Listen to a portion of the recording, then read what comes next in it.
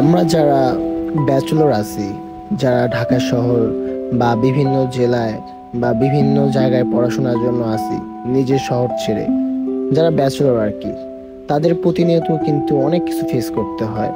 অনেক ধরনের hassle face করতে হয়, অনেক ধরনের প্রবলেমে পড়তে হয়। আর প্রতিনিয়ত কিন্তু কিছু না কিছু সমস্যার সম্মুখীন হয়েই থাকি। তো সবকিছু মিলিয়ে ঝিলিয়ে আমরা আসলে কখনোই নিজেকে সময় দেওয়ার মতো সময়টা বের করতে পারি না। ধরেন আজকে অ্যাসাইনমেন্ট, কালকে ল্যাব, সিটি, মিড, ফাইনাল, মানে অনেক কিছু, সবকিছু মিলিয়ে ঝিলে আসলে আমরা একটা পার্সন কখনো নিজেকে সময় দিতে পারি না। তো আমরা একটা সময় এই নিজেকে সময় না দেওয়ার কারণে আমাদের মাইন্ডটা এমন ভাবে, মানে মানে এটা কি বল, একটা রোগের মতো, মানে ব্রেনটা এমন হয়ে যায় যে আসলে তখন আর কি কোনো কিছুই ভাল লাগে না। সবকিছু উল্টাপাল্টা মনে হয়, কোনো কাজ করতে ভাল লাগে না। নিজের ভিতরে কেমন যেন একটা ফিল হয় যে আসলে কেমন কেমন যেন লাগে। তো আসলে দিন শেষে আপনি যেখানেই থাকেন, যে প্রান্তে থাকেন, 1 ঘন্টা হোক 2 ঘন্টা হোক, অন্তত নিজেকে সময় দিবেন।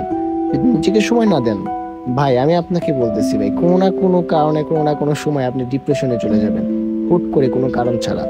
কারণ নিজেকে যদি সময় না দেন, সারাদিন যদি আপনি আপনার একটা মানে ফ্রেন্ড সার্কেল ধরেন বা পড়াশোনা ধরেন, সব কিছু নিয়ে যেখানে যত বেশি সময় দেন না কেন, দিন শেষে আসলে নিজেকে কিছু পরিমাণ সময় আপনাকে দিতেই হবে। যদি না দেন, তাহলে অনেক ধরনের প্রবলেমের সম্মুখীন হবেন। কারণ আমার ক্ষেত্রে এরকম অনেক হয়।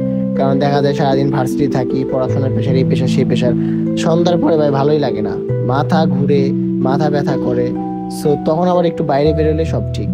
তো আমি এটা রিয়েলাইজ করি যে আসলে সারাদিন ঘরে বন্দি না থেকে, পড়ার মধ্যে না থেকে সবার একটু বাইরে বেরোনো উচিত।